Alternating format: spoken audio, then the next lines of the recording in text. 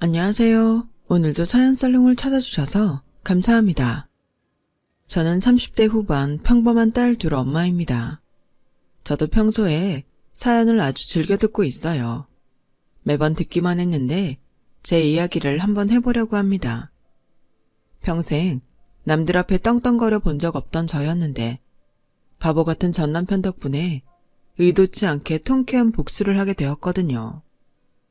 많이 여유롭지 않은 집안에서 태어난 저는 대학보다는 어떻게든 빨리 일을 해서 집안의 보탬이 되고 싶었어요. 그래서 저는 실업계 고등학교를 졸업하고 바로 격리 일을 시작하게 되었어요. 격리 일이라고 계산기만 두드리면 될 줄 알았더니 저는 회사에 온갖 잡일을 도맡아 하게 되었죠. 아침 일찍 다른 직원들 출근하기 전부터 청소에 걸레빨래, 사장님 비서 노릇까지 했죠. 그때는 그래도 돈 받는 일이라고 힘든 줄도 모르고 열심히 했습니다. 첫 월급 타서 부모님께 모두 가져다 드리고 처음으로 통장도 만들어 봤네요. 엄마, 아버지, 이거 제가 처음으로 일해서 번 돈이에요. 아니, 월급을 탔으면 너 옷이나 맛있는 거나 사 먹지. 뭐하러 이걸 우리한테 줘. 원래 첫 월급은 부모님 드리는 거라잖아요. 그리고 이제 저도 돈 버니까 엄마 아빠 좀 편하게 지내시라고요. 아휴, 그 어린 게 언제 이렇게 커서 부모한테 생활비를 주게 되었을꼬. 너한테 참 미안하다. 해준 것도 없는데. 해준 게 왜 없어요. 이렇게 잘 키워주셨는데. 월급을 타면 부모님 용돈, 생활비를 제외하곤 다 적금을 부었어요. 이렇게 꼬박꼬박 돈 모아서 시집갈 때 결혼자금으로 써야겠다 생각했어요. 그때 저는 제 힘으로 결혼하는 게 저의 꿈이자 목표였네요. 정말 가끔씩 또래의 여학생들을 보면 뭐가 저렇게 재미있을까 궁금하기도 하고 살짝 부럽기도 했지만 저는 제 꿈을 위해 저만의 길을 묵묵히 걸어갔습니다. 회사를 다니며 돈을 모을 그쯤 지금의 남편을 만나 연애를 시작했어요. 연애를 하니까 어쩔 수 없이 이전보다 돈을 쓰게 되었지만 그래도 다행히 둘 다 아끼는 편이라 저희는 적은 돈으로도 데이트를 참 잘했어요. 같이 헌혈해서 공짜 영화도 보고 상품권으로 외식도 하고 남들이 보기에 궁상 맞을지 몰라도 저희는 매일 이만큼이나 돈을 아꼈다며 재밌어 했죠. 그때는 참 뭐든 행복했던 시절이었어요. 버스비 아낀다고 한 2시간 거리를 걸어 다녀도 둘이 손붙잡고 다니면 참 행복했어요. 캔커피 하나도 나누어 마시며 아기자기한 사랑을 키워갔죠. 저희는 그렇게 2년을 연애하고 제 나이 28에 결혼을 하게 되었습니다. 저도 집안이 넉넉한 형편이 아니었지만 제 남편도 홀어머니 밑에서 어렵게 자란 사람이라 남편 쪽도 상황이 그리 여의치는 않았습니다. 남편이 어릴 적 아버지가 돌아가시고 어머니와 둘이 살면서 고생도 참 많이 했더라고요. 그래서 남편도 그동안 집에 생활비 가져다 드리느라 모은 돈이 별로 없었고 결혼 자금이라고 해봤자 둘이 합쳐서 방 한 칸 전세를 겨우 할 만큼의 돈이 전부였어요. 그마저도 탈탈 털어서 집을 구하는 데 쓰고 나니 혼수를 구할 돈은 빠듯할 지경이었습니다. 그런 형편의 저희는 신혼여행도 나중으로 미루고 얇은 금반지 하나 맞추고 결혼식도 겨우 했어요. 예물이나 예당 같은 것도 못했죠. 그나마 저희 집에서 결혼 준비하라고 돈을 좀 보태주셨고 혼수로 냉장고와 세탁기를 사줘서 그것들로 신혼집을 채울 수 있었네요. 그때는 어려운 걸 당연하게 여기고 힘든 줄도 몰랐는데 이제와 생각해보니 저도 참 어렵게 결혼 생활을 시작했어요. 그렇게 저희는 서울 외곽에 있는 방 한 칸짜리 전셋집에서 자리를 잡아 신혼살림을 꾸려갔어요. 저희 부부는 둘 다 참 열심히 살았어요. 옛날 데이트할 때처럼 콩 한 쪽도 나눠 먹고 얼른 돈 모아서 자리 잡을 생각만 했죠. 그러는 사이 저는 바라던 임신을 하게 되었고 2년 터울로 예쁜 딸아이 둘을 가지게 되었어요. 임신과 출산은 축복과 행복이었지만 사실 현실을 생각하면 어려움도 많았어요. 아이가 둘이다 보니 제가 다니던 직장을 그만둘 수밖에 없었거든요. 친정 부모님은 그때까지도 장사를 하셨어요. 하시던 일이 조금씩 잘 풀려가는 중이라 바쁘셨죠. 시어머니도 계속 일을 다니셔서 저는 마땅히 아이 맡길 곳이 없었어요.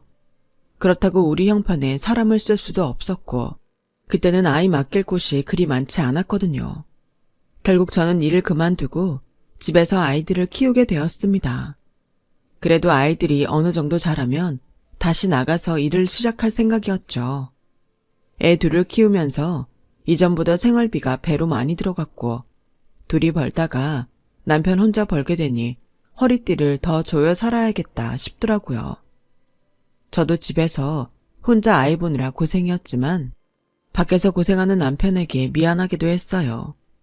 그래도 남편은 불평 없이 열심히 일을 다녀주었고 저도 그만큼 알뜰살뜰히 살림을 꾸려서 부지런히 살았습니다. 남편이 버는 돈의 반 이상을 저축하면서 정말 아끼고 아껴서 살았어요. 저희 부부는 내 집 마련에 목표가 있었거든요. 매번 남의 집 전전하며 이사 다니는 게 지겨워 하루빨리 내 집을 사고 싶었어요. 애들이 많이 어릴 때는 꼼짝할 수 없어서 아무것도 못했는데 그래도 조금 지나면서 애들 재워놓고 틈틈이 부업도 했어요. 푼돈이지만 티끌 모아 태산이라고 부업으로 버는 돈은 모두 차곡차곡 적금에 넣었습니다. 저축도 많이 했지만 아끼기도 참 많이 아꼈어요. 저나 남편은 변변한 새 옷 한 벌이 없이 몇 년을 살았어요. 여윳돈이 생기면 애들한테나 쓰지 저희한텐 돈 한 푼 쓰는 거 없이 참 인색하게 살았네요.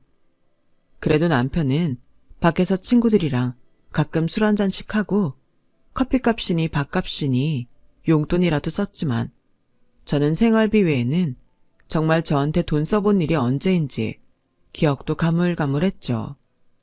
옷이야 주변에서 얻어입기도 하고 오랫동안 아껴 입는 습관 덕분에 쇼핑할 일이 별로 없었어요. 저는 미용실 갈 돈도 아낀다고 아이 낳은 후로는 매번 생머리에 가끔 저 혼자 집에서 가위로 다듬는 게 전부였습니다. 남들은 이런 저더러 너무 궁상이다. 유행이 다 지난 옷 입고 창피하지 않냐? 젊을 때 쓸 줄도 알아야지. 티끌 모아봤자 티끌이다. 별별 말들을 다 했지만 제 귀에는 들리지 않더라고요.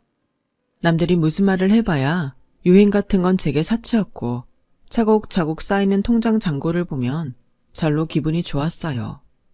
악착같이 아껴서 정승같이 쓸 날만 기다리고 있었죠. 그렇게 언젠가부터 동네에서 짠순이로 유명해진 저는 가격 흥정도 엄청 잘했어요. 일부러 시장 마감 시간 직전에 장 보러 가서 떨이로 파는 것만 사오곤 했는데 제가 워낙 유명하다 보니 단골집에서는 저 주시려고 일부러 따로 물건들을 빼놓으시기도 하셨어요. 가영엄마 이거 가져가. 이거 딱 하나 남았는데 1,000원만 받을게. 가영엄마 오늘 올 것 같아서 내가 따로 빼놨어. 어머 사장님 너무 감사해요. 이거 조림하고 튀기고 나머지는 국 끓이면 되겠다. 매번 정말 감사해요 사장님. 나도 어렵게 살았지만 애기 엄마가 항상 이렇게 알뜰하게 사는 거 보면 참 대단해. 하긴 애 둘이나 키우려면 돈 한 푼이 아쉽지. 근데 그렇게 열심히 모아서 어디다 쓸 거야? 저희 집 사야죠. 애들 방 하나씩 딸린 집 사는 게 제 꿈이에요. 저는 중학교 가기 전까지 제대로 된 방 한 칸 없이 부모님 방에서 지냈기 때문에 제 아이들에게는 꼭 방 하나씩을 만들어주고 싶었어요. 아마 그래서 내 집 마련이 더 절실했는지도 모르겠네요. 그런 목표가 있었던 저는 그것 하나만 보고 정말 열심히 살았어요. 이제 와서 하는 말이지만 저라고 돈 쓸 줄 몰라서 안 썼겠나요? 저도 맛있는 것 좋아하고 신선한 과일 잘 먹습니다. 제가 바보라서 다 무른 떨이 과일만 사고 유행 몰라서 새 옷도 안 사는 게 아니죠. 그저 우리 형편에 저축 말고는 답이 없으니 그렇게 악착같이 아끼면서 살았던 거였어요. 그런데 제가 이렇게 살았더니 저는 원래 그런 사람인 줄 아는 건지 처음에는 서로 열심히 아끼며 살자던 남편이 언젠가부터 딴소리를 하더라고요. 또 고등어야? 아, 지금 3일째 고등어야. 다른 반찬 없어? 거기 장아찌도 있고 나물도 있잖아. 고등어를 떨이할 때 많이 사서 그래. 오늘까지만 먹어. 겨우 3일인데 왜 그래? 겨우 3일? 밖에 나가서 일하는 사람 3일 연속 같은 밥상 차려줘봐. 누가 좋아해? 당신은 그래도 점심은 나가서 먹잖아. 저녁 한 끼인데도 그렇게 싫어? 그렇게 평소에는 반찬이 겹치지 않게 신경을 썼는데 어쩌다 보니 그렇게 됐어요. 그래도 군말 없이 먹던 남편이 겨우 같은 반찬 몇 번 올라간 걸 가지고 갑자기 반찬 투정을 하니 좀 당황스럽더군요. 내일부터 다른 거 해줄게. 오늘까지만 이거 먹어. 고등어 몸에도 좋고 맛도 있는데 왜 그래? 당신은 언제까지 이렇게 궁상 떨면서 살 거야? 맨날 떨이. 그놈의 떨이 소리 치가 떨린다. 궁상이라니 당신 말을 왜 그렇게 해? 그럼 이게 궁상인지 뭐야? 화장실 물도 아껴. 전기도 아껴. 지금 봐봐. 이 어두운데 부엌등 하나 안 켜고. 남들 봐라. 밥 먹을 때도 거실까지 환하게 하고 살아. 이거 전기세 얼마나 한다고 이러냐? 굳이 낭비할 게 뭐 있어. 아끼고 살면 좋지. 우리 빨리 모아서 집 사서 이사 가야지. 조금만 더 모으면 우리 이사 갈 수 있어. 그때까지만 참아. 우리 애들한테 좋은 집 살게 해줘야지. 당신처럼 이렇게 아등바등 아끼고 모아서 언제 집을 사냐? 푼돈 아껴서 모아봤자 푼돈이야. 그럴 바에 차라리 있을 때 쓰고 마는 게 낫겠다. 맨날 반찬도 이런 거나 먹고 그냥 나가서 어떻게든 돈을 벌어와. 당신 갑자기 왜 그래? 요즘 회사 많이 힘들어? 그런 거면 나한테 진작 말을 하지. 알았어. 내일은 오랜만에 소고기 구워줄게. 기분 좀 풀어. 미안해 여보. 당신 고생하는 건 나도 잘 알아. 그래도 애들 학교 들어가면 나도 일 다시 할 거고 그때는 더 나아질 거야. 그리고 푼돈 아냐. 우리 그동안 돈 꽤 많이 모았어. 그래도 남편이 몇 년째 혼자 돈 버느라 꽤 지친 듯 보였죠. 그래도 저는 힘들지만 조금만 더 노력했으면 싶었어요. 아무래도 남편은 저축으로는 희망이 없다 싶었나 봐요. 언젠가부터 주식이니 투자니 그런 뜬구름 잡는 소리를 하더라고요. 하지만 저는 저축이 최고라고 생각하는 사람이었습니다. 저희가 전문 지식이 있는 것도 아니고 주식에 투자해서 돈 버는 사람들은 소수라고 생각했죠. 우리 같은 소시민들은 그저 아끼고 모으는 것이 가장 빠르고 안전한 길이라 생각해서 저는 주식 같은 건 생각한 적도 없어요. 주변에서도 주식하다가 돈을 버는 사람보다 잃은 사람들이 더 많은 것 같았거든요. 그래서 남편이 주식을 해보고 싶다고 목돈이 필요하다 얘기를 해도 저는 계속 반대를 했어요. 적은 돈이면 몰라도 큰 돈 가지고 도박을 하는 건 위험하다 싶었어요. 제가 끝까지 안 된다 했더니 남편도 포기하는 것 같더라고요. 그러다 몇 달 뒤 어느 날 남편의 비밀을 알게 되었어요. 그날은 제가 적금을 넣으러 가는 날이었습니다. 인터넷 뱅킹을 해도 되지만 저는 꼭 돈을 들고 직접 은행을 찾아가서 저금을 하곤 했어요. 내 손으로 직접 돈을 넣고 통장에 금액이 찍히는 걸 보는 게 저의 유일한 취미였거든요. 그런데 어쩐 일인지 그날따라 있던 자리에 통장이 보이지 않더라고요. 다른 저축 통장은 그대로 들어있는데 집 사려고 열심히 모으고 있던 10년 만기 적금 통장이 온데간데 없는 겁니다. 저는 혹시 제가 어디 잘못 도왔나 싶어서 그날 하루 종일 집안을 샅샅이 뒤졌습니다.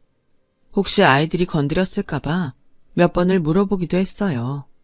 예전에도 아이들이 통장이 뭔지도 모르고 가져가서 그림을 그렸던 적이 있었거든요. 그런데 아이들을 붙잡고 물어봐도 아이들은 아니라 그러고 집에 도둑이 든 것도 아닌데 그게 어딜 갔나 싶은 거예요. 결국 남편이 퇴근해서 집으로 돌아올 때까지 통장을 찾지 못한 저는 망연자실한 표정으로 남편을 맞았죠. 남편한테 물어볼 생각도 못했어요. 매달 제가 입금을 하니까 평소 통장 관리는 제가 했었고 저만 아는 곳에 통장을 넣어놓기 때문에 저희 남편은 통장이 어디에 있는지도 모르거든요. 그동안 한 번도 궁금해하지도 않았고요. 그런데 통장에 발이 달린 것도 아니고 내가 그걸 다른 곳에 둘 리도 없는데 이상하다 싶었죠. 저는 결국 남편에게 물어봤어요. 여보, 혹시 당신이 통장 가져갔어? 통장? 무슨 통장? 아니, 우리 집 사려고 붙는 적금 통장이 없어졌어. 오늘 하루 종일 찾아봐도 없어.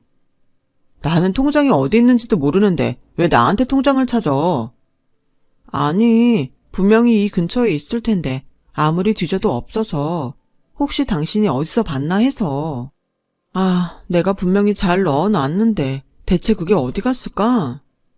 나는 몰라. 당신 어디 잘못된 거 아냐? 당신 틈날 때마다 통장 금액 보고 그랬잖아. 마지막으로 보고 확실히 넣어놨단 말이야. 당신이 어디 잘못 둔 거겠지. 나한테 뭐라고 하지 말고 잘 찾아봐. 그래서 저도 남편 말대로 며칠을 더 뒤져봤습니다. 장롱까지 옮겨서 찾아봤죠. 그런데 아무 데도 없더라고요. 결국 통장을 찾지 못한 저는 은행을 찾아갔습니다. 아무래도 통장을 재발급 받아야겠다 싶었죠. 그런데 황당한 얘기를 듣게 되었네요. 저 고객님, 통장 명의자분이 얼마 전 통장 해약하시고 모두 인출해 가셨네요. 남편분께 못 들으셨어요? 네? 적금을 해약했다고요? 내년이 만기인 적금을 남편이 이미 해약해 갔다는 소리에 저는 황당했습니다. 사실 그 적금 통장은 세금 공제 등의 문제 때문에 회사를 다니는 남편의 명의였지만 평소에도 입금이나 관리는 제가 해왔어요. 남편 명의라 위임장이랑 인감도장까지 제가 보관하고 있었거든요. 그래서 저는 그 통장이 남편 통장이라고 생각해 본 적이 없었습니다.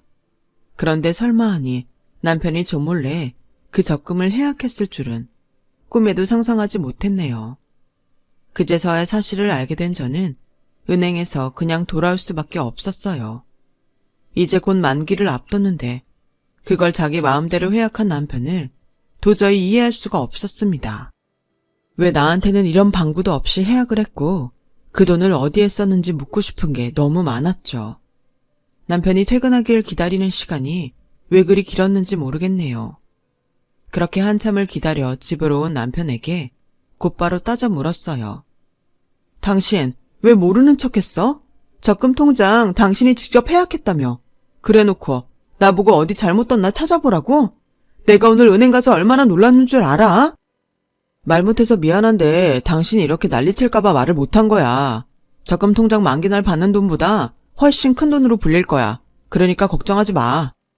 그게 무슨 말이야? 돈을 불리다니. 당신 무슨 이상한 거 하는 거야?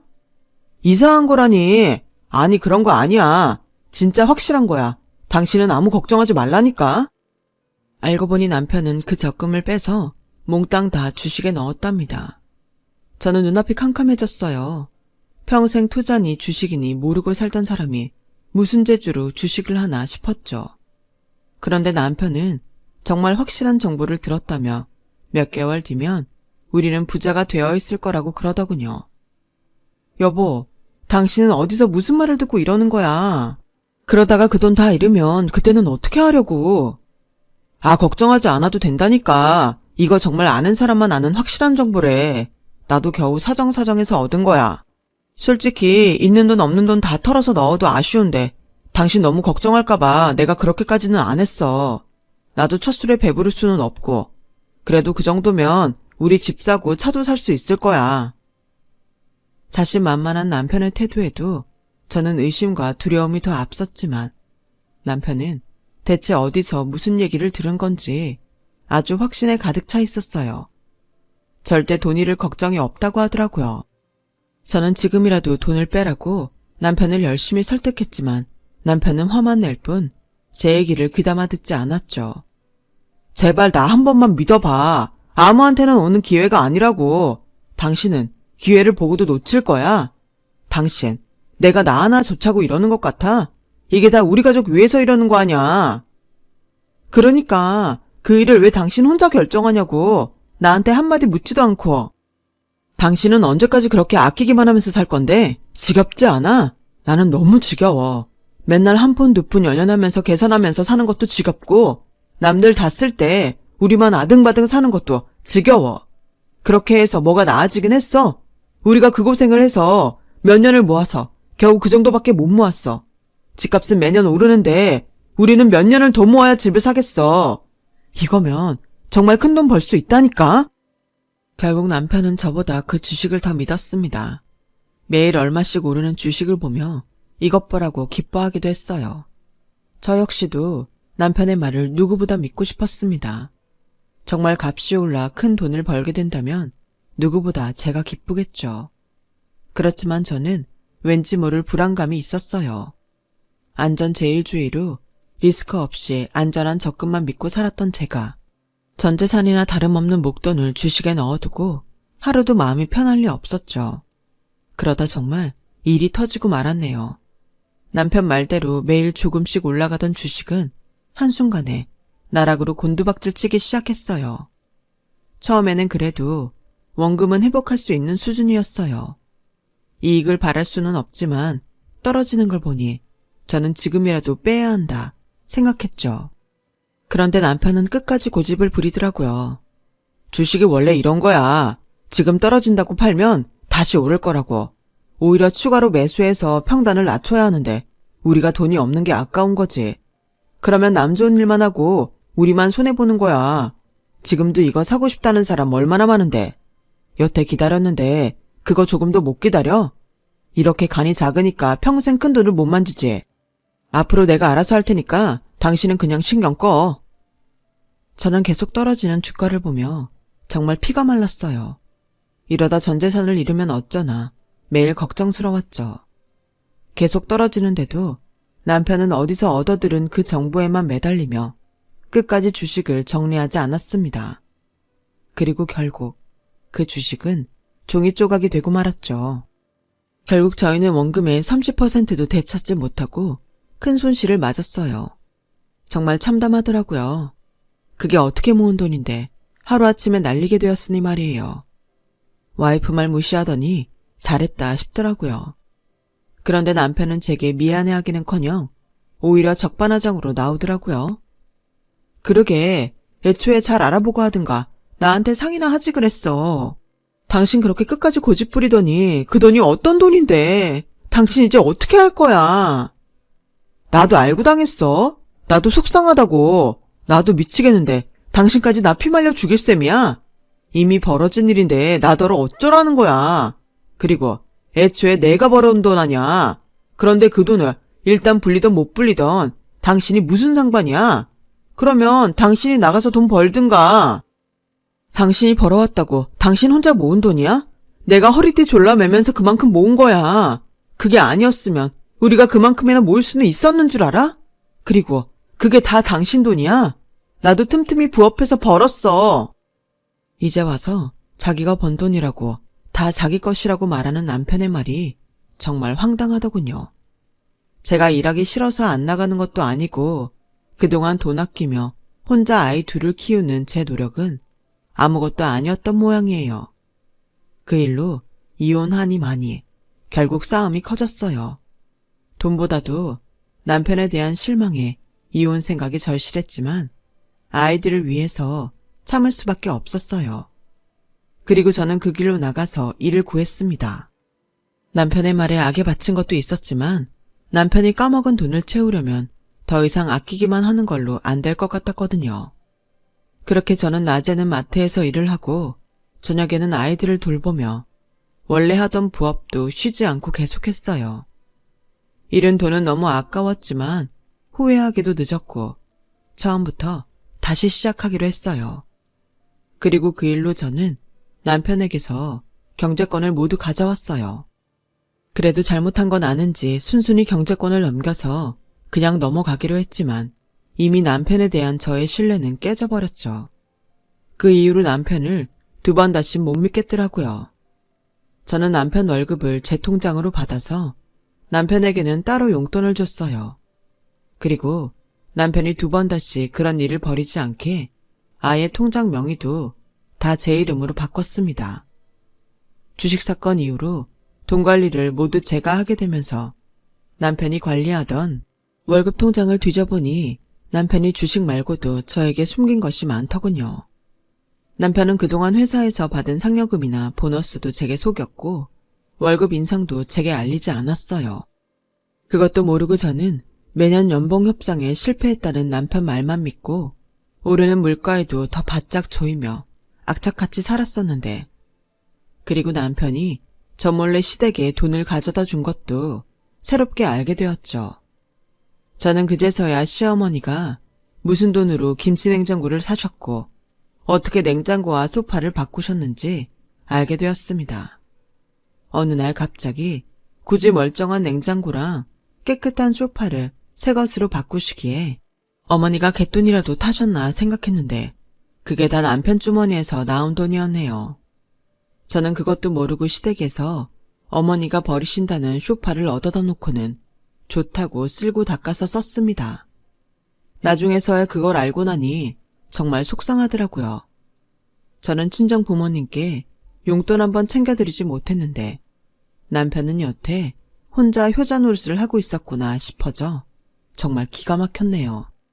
사실 시어머니에게 돈을 해드린 게 문제가 아니라 남편이 여태 나한테 그런 문제를 모두 숨기고 자기 멋대로 했던 게 화가 났어요. 차라리 말이라도 하고 상의 한번 했으면 이렇게 배신감을 느끼지 않았겠죠. 게다가 자기가 번 돈이라고 자기 부모에게만 쓴 것도 어이가 없었고요.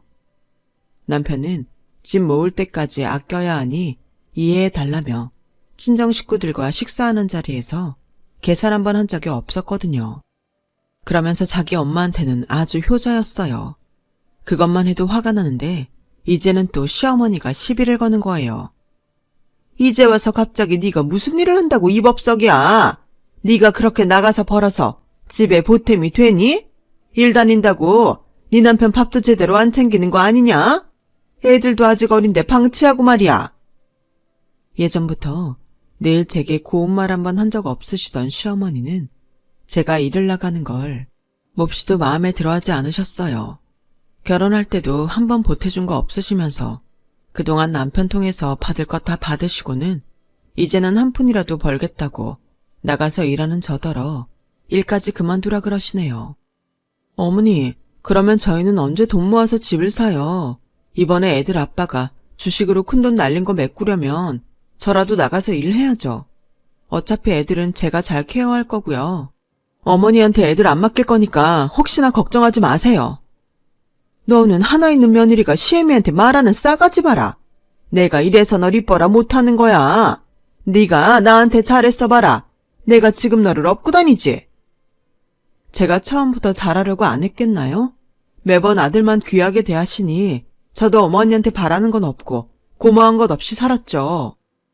시어머니는 그동안 제가 급한 일 생겨도 당신 모임 가셔야 한다며 손녀들 한번 돌봐주신 적이 없었던 분이에요. 오죽하면 급할 때마다 장사하시는 저희 친정에 맡겨놓거나 했지 시어머니한테는 무슨 일이 있어도 빚지는 일을 안 했어요.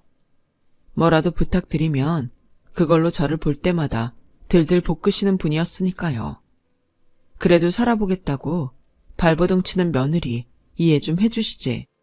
그 와중에도 아들 밥 못 챙길 것만 걱정하신 분이셨죠. 평소에도 제가 옷 사입을 돈 없어서 추리하게 다닌다고 당신 아들 면 떨어뜨린다며 구박하시던 분이라 놀라울 것도 없네요. 시어머니는 매일 전화로 일 관둬라, 경제권 남편한테 넘겨라 난리를 쳤지만 저는 꿋꿋이 일을 해나갔어요. 제가 나가서 돈 벌고 직접 돈 관리를 했더니 전보다는 금세 돈이 모이더라고요. 그동안 시댁으로 남편이 벌어온 돈이 얼마나 흘러갔을지 나 혼자 바보짓 했구나 싶기도 하고 참 많은 생각이 들더라고요. 그래도 애들 중학교 가기 전에는 집을 사보자고 더 열심히 버텼습니다. 사실 저도 다시 그 짓을 하려니 막막했지만 다른 도리가 없었어요. 저희 같은 소시민들은 평생 벌어서 집 한 채 얻기도 힘든 시절이니 말입니다. 처음에는 자기 잘못 알아서 조용히 있던 남편은 용돈 받는 삶이 힘들다며 점점 불평이 심해졌어요. 자기가 이러려고 돈 버는 거냐며 맨날 싸움을 걸더라고요. 나라고 누구 때문에 이 고생을 다시 하는 건지 갑갑한데 자기만 힘들다고 저리 투덜대니 무슨 말을 해줘야 할지 모르겠더라고요. 그 와중에 주택청약은 번번이 떨어지고 저도 점점 지쳐갔죠. 그러던 중에 저희 부모님이 제게 아주 큰 선물을 해주셨어요. 사실 몇 년 전 친정 부모님이 경매로 아주 싸게 건물을 하나 낙찰받으셨다고 하시더라고요. 20평 정도 되는 5층짜리 건물이었는데 그때는 그 동네 시세가 저렴하기도 했고 그 건물이 경매 물건이라 부모님의 장사가 날로 잘 되어갈 그 무렵 정말 운 좋고 때에 맞게 저렴한 가격에 구매를 하실 수 있으셨어요. 평생 장사하시는 두 분이 가게 일이 점점 힘에 부치셔서 월세 받으면서 노후 보내시려고 건물을 구매하신 거였죠. 저는 남편한테 그 사실을 얘기하지 않았어요. 주식으로 큰돈 잃은 남편에게 그런 말해서 좋을 게 없겠다 싶었거든요. 혹시나 자기가 그 건물 관리하고 월세 대신 받겠다. 아니면 건물 담보로 대출받겠다. 뭐 그런 소리라도 꺼낼까 봐서 말이에요. 항상 힘들 때면 시댁 도움은 바라지도 않으면서 열심히 사시는 저희 친정에만 앓는 소리 하던 남편이었으니까요. 그래서 남편에게는 숨기고 저 혼자 가끔 부모님 장사와 건물 관리 도와드리고 그랬어요. 그런데 부모님이 그걸 제게 증여해 주시겠다고 한 겁니다. 그 얘기를 듣고 너무 놀랐어요. 건물 하나 있으면 새나 받아먹고 편할 줄 알았더니 이것도 보통 일이 아니다. 나이 들면 지금보단 좀 편하게 살려고 그랬는데 이것도 우리한테는 힘에 부치네. 아직 우리는 장사도 할 수 있고 말야.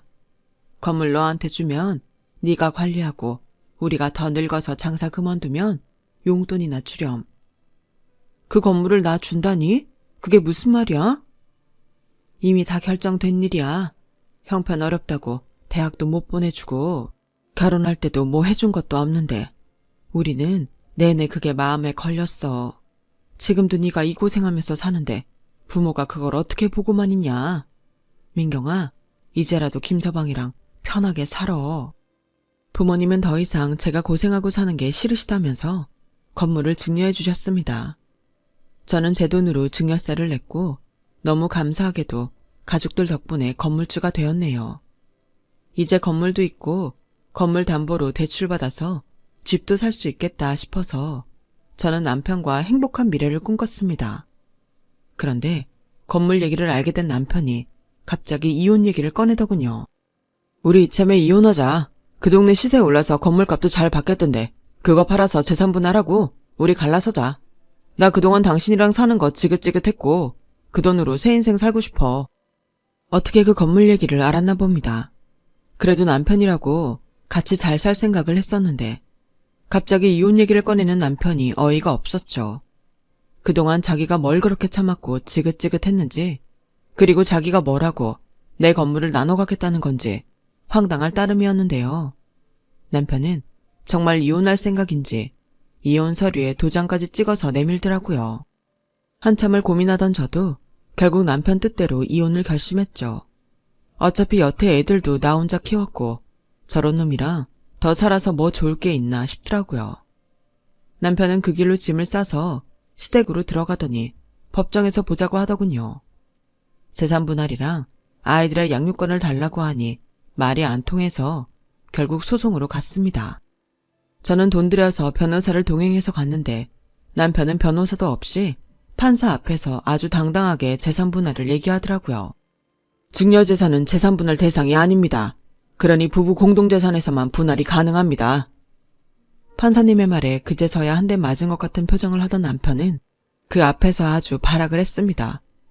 아니, 부부 재산인데 왜 분할이 안 됩니까? 그럼 여태 내가 월급 가져다 준 거 같이 쓴 거는요. 세금도 내 돈으로 낸 건데 그건 어떻게 합니까? 애초에 저 여자가 다 가져가서 관리했다고요. 남편은 제 건물도 자기랑 나누게 될 줄 알고 이혼하려 했는데 바보같이 증여재산이 뭔지도 몰랐던 모양이에요. 남편이 항소를 하고 변호사를 구해서 재판이 길어졌는데 그 사이 시어머니가 제게 전화해서 그동안 아들 덕에 먹고 살았으니 제 건물 뱉어내고 아이들 보내라며 쌍욕을 했고 저는 그걸 전부 녹음했죠. 그리고 평소에 시어머니가 제게 문자로 난리쳤던 것까지 다 복구해서 증거로 제출했어요. 그 결과 저희는 결국 남편과 실로 이혼을 하게 되었어요. 남편이 제 유책이라고 말하던 경제권 문제나 용돈 문제는 그간의 통장 내역과 주식 실패 문제로 해결되었고요. 부부 재산이라고 해봤자 전세금이랑 그동안 저축이 전부였지만 그건 당연히 반으로 나누게 되었고 오히려 저는 남편에게서 위자료까지 받게 되었습니다. 양육권도 물론 제가 가져왔고 말이에요. 결국 제가 소송에서 이기자 남편은 이제 와서 아쉬운지 다시 합치자며 설득을 하더라고요. 애들 봐서라도 부부가 같이 살아야 한다던데 애초에 이혼하자고 한 게 누구였는지 헷갈릴 정도더라고요. 그렇지만 저는 흔들리지 않고 못난 남편과 끝을 내고 말았어요. 그리고 이혼과 함께 저는 새 집으로 이사를 갔어요. 원하던 대로 아이들에게 방도 만들어 주었고요. 이혼을 하고 저는 마음가짐이 조금 달라졌습니다. 부모님 덕에 여유가 생긴 것도 있었지만 이혼하고 과거를 돌아보게 되더라고요. 혼자 아등바등 살았던 결과가 결국 이혼이라니 후회도 되고 허탈하기도 했죠. 그래서 이제는 저도 저를 아끼면서 살겠다고 결심했습니다. 언제 어떻게 될지 모르는 인생인데 저도 이제는 쓸 때는 쓰자 싶었어요. 이제는 비싸고 좋은 것도 먹고 예쁜 옷도 사 입고 부모님과 아이들과 조금씩 인생을 즐기면서 살아야겠다 싶네요. 긴 제 사연 들어주셔서 고맙습니다. 마음 한켠이 답답했는데 좀 후련하네요. 들어주신 분들 항상 행복하시고 꽃길만 걸으세요. 여러분, 사연 댓글에 응원과 현명한 조언 부탁드려요. 좋아요와 구독은 저에게 큰 힘이 됩니다. 오늘도 좋은 일 가득하세요.